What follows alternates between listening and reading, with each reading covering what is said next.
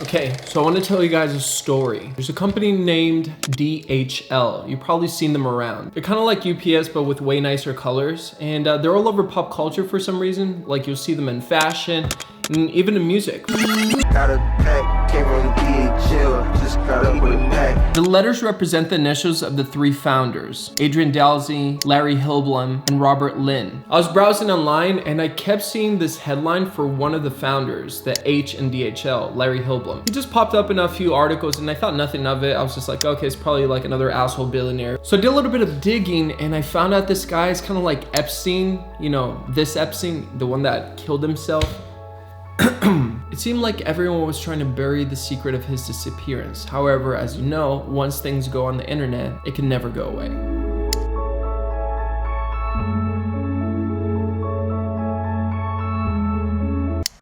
I found out there was a documentary about Larry and the dark details about his life. But if you try to find it on Amazon or any other streaming service, you won't really find anything. It seems like someone out there is working very, very hard to keep this documentary hidden. The documentary by Alexis Spraic, titled Shadow Billionaire, debuted at the Tribeca Film Festival in 2009 and was nominated for Best Documentary. Through interviews with personal and family friends, as well as those on both sides of the court case, the film brought to light details no one had ever really known about. Personal details that gave insight into all sides of Larry's personality. The documentary begins with the end, the day Larry disappeared. Now at the beginning of the video, I know I compared Larry to Jeffrey Epstein, which is a pretty bold claim to make. However, the only difference that I really found was that with Jeffrey Epstein, everything was really highly documented. It seemed like the entire world knew what happened to him. But anyways, with Larry, that wasn't the case. So it got me really curious as to why he disappeared, what were the details surrounding it, and most importantly,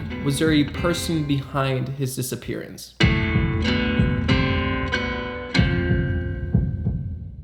Let's start with the timeline of events. During a routine flight to Saipan on May 21st, 1995, Larry's plane went down. Two other people were aboard that day, the pilot by the name of Robert Long and Saipan's congressman, Jesus P. Mafnas. The Navy and Guam's Air Force were sent to find the wreck and any potential survivors. The bodies of the pilot and congressman were found, but Larry's body was still missing. It was determined that it was an accident, and Larry's cause of death was listed as unknown or lost at sea. The death certificate showed him as never being married or having any children, which would soon be proven wrong and unleash what would eventually turn into a twisted, dark revelation about who he really was. But before we reveal a little bit too much too soon, let's kick it back to the beginning of Larry's life.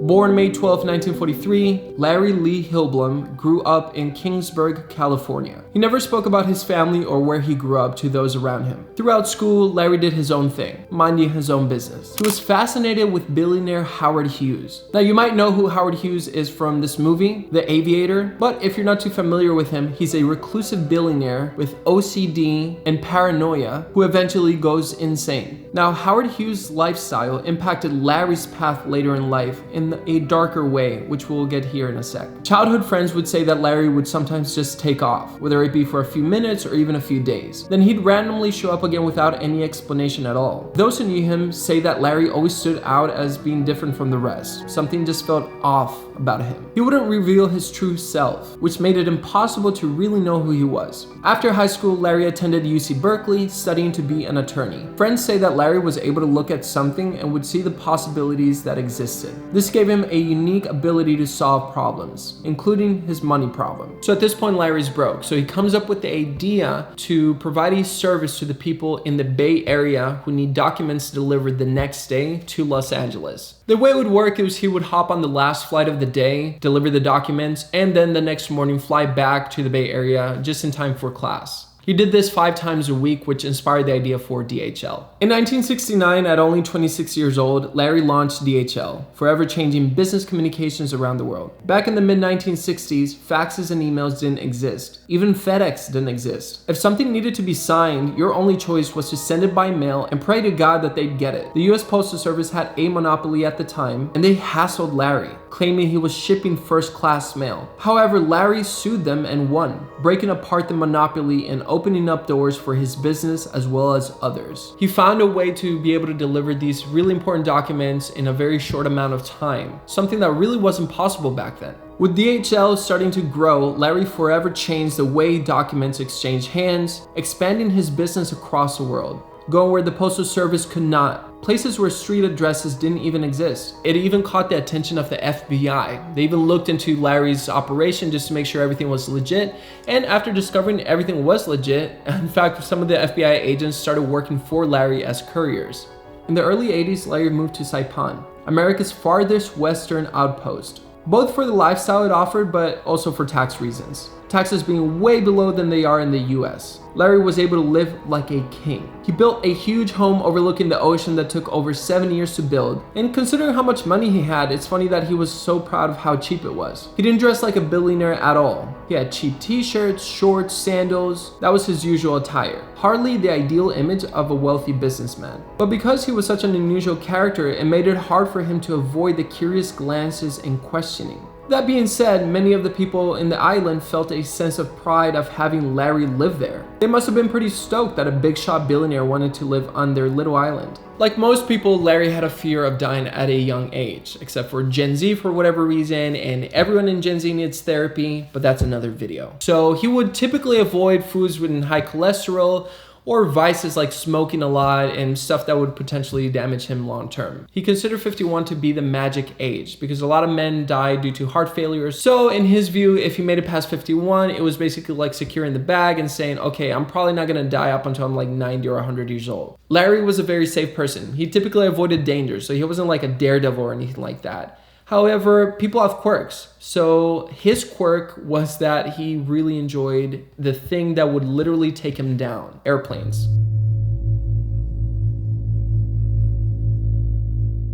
Larry owned some vintage airplanes. By the way, 99% of the time, vintage means shitty. They just use that word so they can charge more. But anyways, his friend and business partner, Ed Calvo, said Larry treated his airplanes like cars, except for one little but important part: the maintenance. They weren't exactly ready for the skies. Which, by the way, makes no sense at all. How are you supposed to be a super careful guy and then all of a sudden ignore the one thing that could quite literally kill you? But I guess money doesn't buy common sense. And for someone who has plenty of that and can afford a private jet, for some reason Larry chose to instead fly trash-ass planes. Oh, excuse me, I meant to say vintage planes. Flying around in broke-ass planes seems ridiculous for someone so smart and so afraid of death, just like Larry was. He flew a very fine line between life and death every time he chose to go in the air. He would even joke that he only had 5 hours of lessons. And of course, knowing this, his friends refused to fly with him. But you know what's crazy? This guy didn't even have his pilot's license. He was just winging it. And the crash that took his life in 1995 wasn't even the first one he'd been in. 2 years before that, he had been in another plane crash,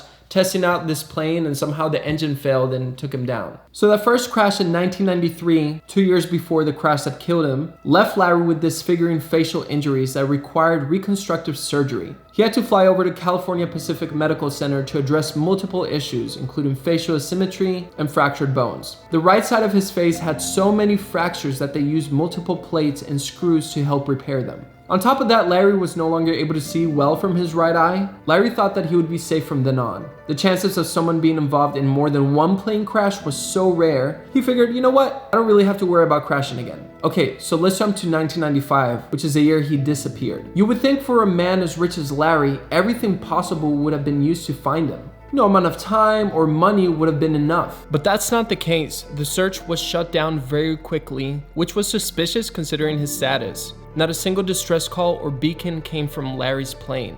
In fact, barely a quarter of the plane was even recovered. Not enough to determine the cause of the crash. And without a body, there was no DNA at all. But I mean, why would DNA be so important anyways? Well, what happens when you die and leave a massive fortune behind? Just take a wild guess. Where's the money, Lebowski? You want that money, Lebowski? Everybody wants a piece of the pie. Well, soon after the crash, multiple claims were filed by prostitutes on behalf of their children.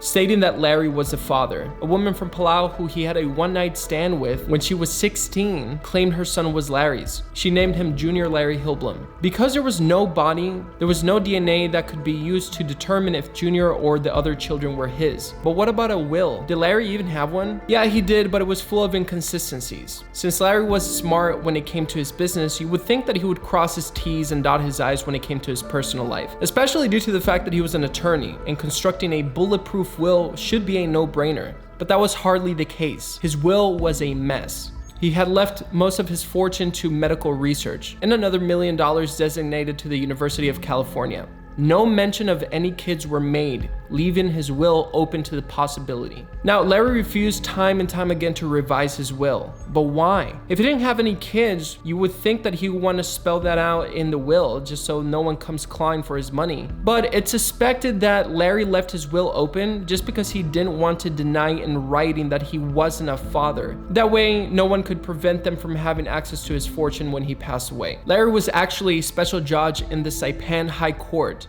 and he helped write laws for children born out of wedlock, protecting those children from being disinherited. The bank at Saipan was executor of his will, meaning they were in charge of all of Larry's assets. He had this other guy, Joe Wachter, who oversaw everything pertaining to Larry's will, and of course denied from the start that Larry had any illegitimate children. Peter Denici, which was Larry's business lawyer, was running the charitable trust that oversaw the funds that went towards medical research. And this is the same guy that referred to women who came forward looking for money as money-grubbing women on the take. They oversaw a trust worth billions of dollars, and they were entitled by law to receive a portion of whatever came from the assets. It was in their best interest to protect every penny then. So the battle began to keep any kids from getting money. Even while Larry was alive, there was a rumor that he had a son in Palau, but of course Larry denied it if anyone asked. Bob O'Connor, Larry's friend and another personal attorney of his, once asked Larry point blank if he was Junior's father, and he promised not to tell anybody. And to this day, Connor refuses to share the details of said conversation. Junior grew up in his grandmother's house with a picture of Larry hanging on the wall, so the fact that Larry was his father was never hidden from him. Enter criminal lawyer David Lujan.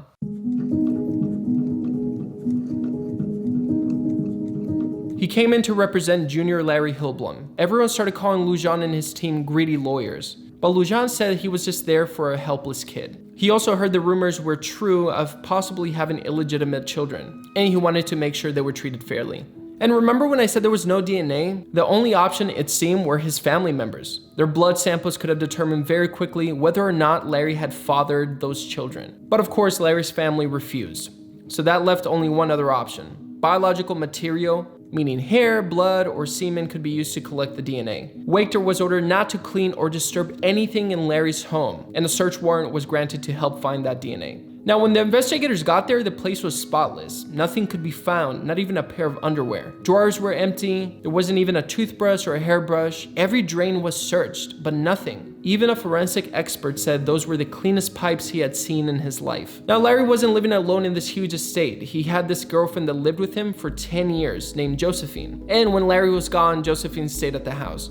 She didn't really have any of her own money, so she also made a claim against Larry's estate after his disappearance. Attorneys, of course, would later try to keep her from any money by saying that she was just Larry's maid. Josephine had actually tried to make Larry sign a new will after his first crash, 2 years prior to the one that killed him, but Larry refused. He figured if he had a will, there was a chance that Josephine would kill him. And if he didn't, she would always have his best interests at heart. Now, Larry would tell her that she was one of a kind, but that didn't stop her from being suspicious about what Larry was doing when she wasn't around. She, of course, suspected he was seeing other women when he left town. She even went as far as to writing her name in permanent marker in every single pair of his underwear. No red flags there, I guess, right? Anyways, there was no way he could hide from Josephine or anyone else in Saipan. So Larry traveled across Asia, visiting the hotspots. Friend and TV personality John Anderson joked that Larry cut a wide swath through the Pacific, which we all kind of know what that means. Larry actually had more than one passport, and of course he would hide the one that showed all the ports he'd entered so Josephine wouldn't have evidence against him. But why were these trips a secret? What was Larry doing when he left the island that caused him to hide all these documents?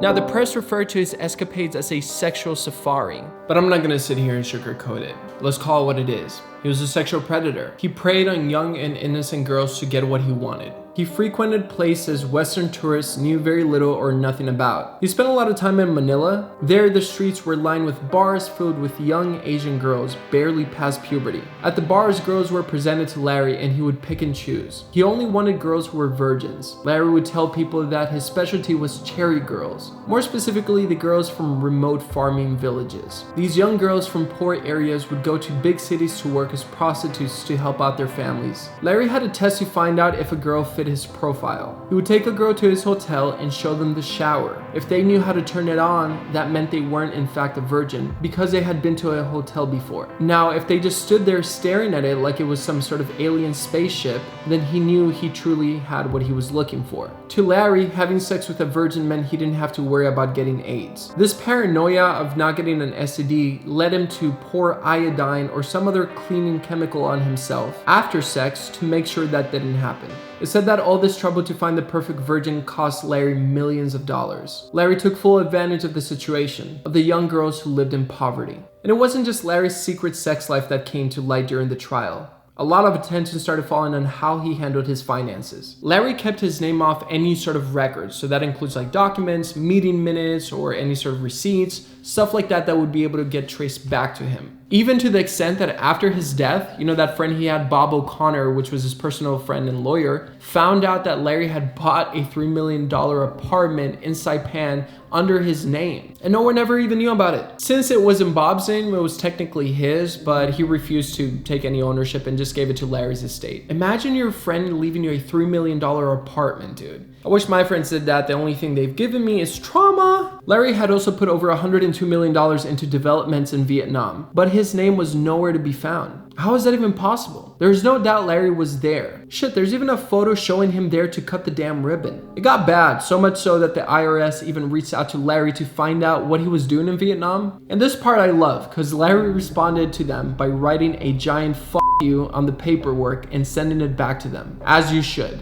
He buried one corporation under a pile of others to make it really hard to track anything. Larry's massive empire was like a giant maze. There was no rhyme or reason as to why he did anything. The only one who could really explain everything was Larry. And of course, we'll never be able to get answers from him because, he's not alive. Larry was as careful with his friends as he was with his business. You were Larry's friend only to the degree that you were helpful to him. His friends were kept out of any other part of his life. Larry wasn't blind to the fact that people thought he was crazy. Instead, he pretty much took advantage of it. He took his friends and acquaintances and placed them exactly where he wanted them. He relished his privacy. He needed his anonymity. You would never find him on the cover of any magazine, and that's because Larry felt safe in the fact that no one ever really knew him. The real Larry. Okay, so now let's talk about Lujan. He's a lawyer that's trying to help the kids get some money. Now, throughout the trial, Larry's team fought to retain his fortune, and they toyed with Lujan. They told him they had an offer for him. So Lujan traveled all the way to San Francisco to wait for the offer, only to be hanging around for a few days with no offer to be made. However, they seriously underestimated him. Lujan fought back. He asked that all of Larry's financial records be presented to him for review. And of course, they had to comply. He received a massive pile of documents. They never expected that he would take the time and actually read them, but he did. Lujan read every single word. He was able to unearth evidence that Joe Wachter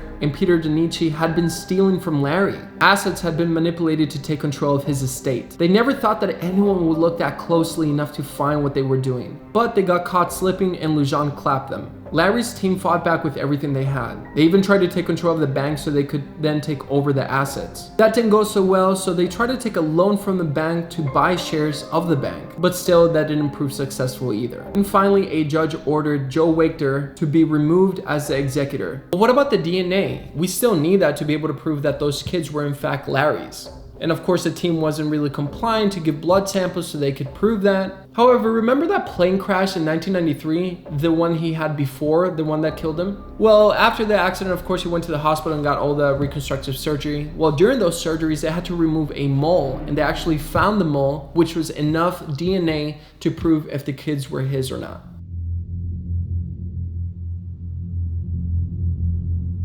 Finally, DNA testing was ordered. But the path to victory wasn't clear for Lujan and his team yet. A bill passed in Saipan to change the law that Larry had helped put in place, ruling that illegitimate children no longer had claims to anything. It was called the Hillblom Law. Many suspected that bribery was the reason that it passed, and some quote-unquote donations were made to make that possible. Joe Wachter and Peter Danici were suspected of being involved, but of course they didn't admit to it. This still didn't stop Lujan and his team. They wouldn't stand down. And apparently they did also use some sneaky tactics of their own. The story is that when Larry's mom was in the hospital for high blood pressure, a nurse came in to do a swab inside of her cheek. When his mom asked questions, there was no record of any nurse doing it. Was it Lujan? Did he scheme to get that evidence he so desperately needed? Well, of course, Lujan denied it. And it wasn't long after Lujan announced that he knew with scientific certainty that Junior was Larry's kid. Now, we know Lujan wasn't afraid of going over everything. I mean, the devil's in the details. Lujan spent time going through all the paperwork involved in the case. That included the bills and receipts from counsel on both sides. His strict attention to detail brought to light a major piece of evidence, a receipt for muriatic acid. It was part of what was submitted to the estate lawyers, and it was listed as an expense. It's believed that the acid had been poured down the drains in Larry's home to remove any traces of DNA evidence. Josephine then came forward, stating that she was asked to destroy evidence. She said it was Joe Wachter who told her to gather everything that belonged to Larry, including toothbrushes, clothes, hairbrushes, and destroy them. When Josephine told Joe Wachter that it was done, it seemed like their plan was perfectly executed. However, they didn't really know that all the evidence wasn't destroyed. Josephine had hired a backhoe to dig on Larry's property so that she could bury bags full of evidence. And then when she came forward, investigators hired a backhoe operator to start digging holes everywhere on Larry's property to find that evidence. Apparently, there was a serious lack of communication between the investigators and the backhoe operator. They never told him what they were looking for, and they somehow never realized that there was only one backhoe operator on the island. So at some point, the operator straight up just asked them if they were looking for where Larry's clothes were buried. He took them right to the bags, overflowing with evidence. Joe Wachter, of course, denied everything. He said Josephine got rid of Larry's things as part of some Filipino ritual. Any part of Larry had been buried in those bags. They had tried to make it seem as if Larry never existed. But the jig was up.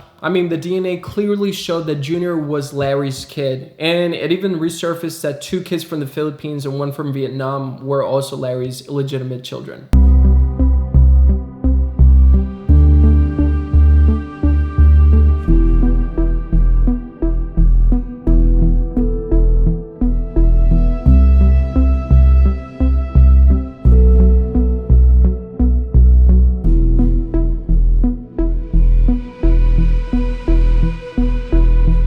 Evidence that had been brought forth by Lujan and his team, the defense decided to offer a settlement. Each of Larry's children received $90 million, and Josephine ended up receiving $3 million.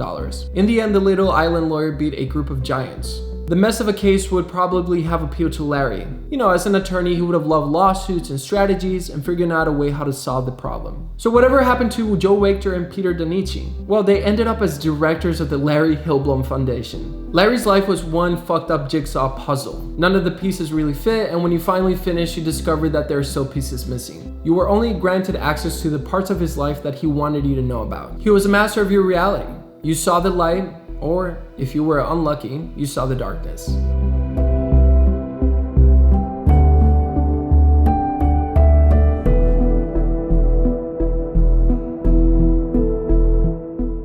But that's what money does. It just makes bad things go away. If I end up dying because of this video, it's definitely not suicide. I love my life, okay? I'm never gonna commit suicide. If you ever see some shit like that, it's because they pulled an Epstein on me. This video is evidence. But in any case, if you enjoyed this video, consider subscribing and see you next week. Love you like a headache.